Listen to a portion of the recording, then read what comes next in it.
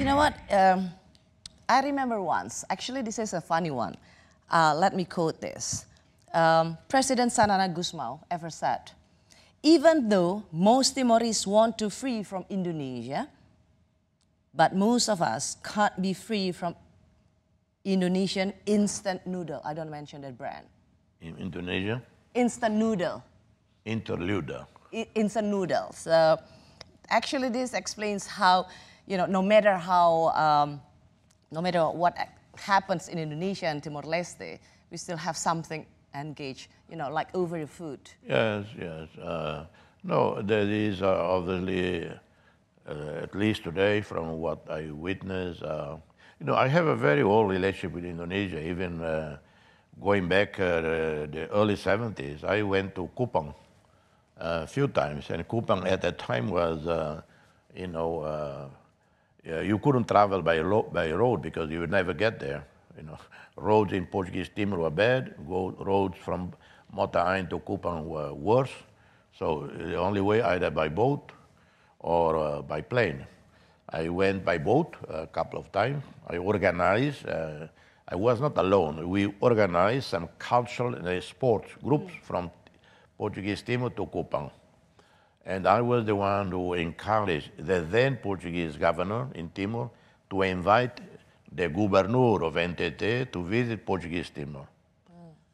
Of course, this was authorized by Jakarta, authorized by Lisbon, and El Tari came to Timor Leste. Yeah, so despite all the differences, you tried your best to have, you know, always connection with Indonesia.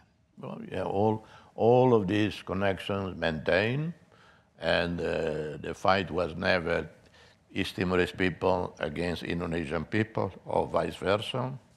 It was, Timor-Leste was a political issue, an accident of the Cold War, particularly of the post-Vietnam, you know, when the North Vietnamese took over Saigon and the Cambodia, Laos fell. It was dramatic for U.S., was humiliated, was defeated. There is no doubt about that.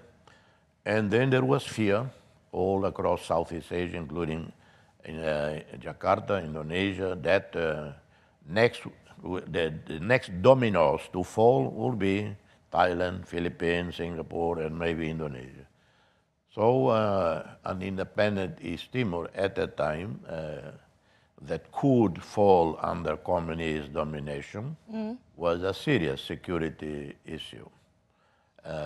It is not like Indonesia wanted to expand more, you know, territory, you know, and it was more had to do with obsession, anti-communist obsession.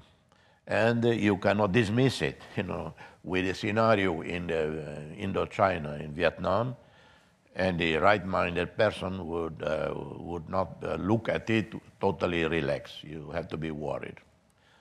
But of course, there was a miscalculation, because Indonesia at that time, they thought they could just walk over. In a matter of few days, few weeks, the problem will be resolved. Well, that's what sometimes the military, political leaders, military leaders, they do, miscalculate a particular challenge situation.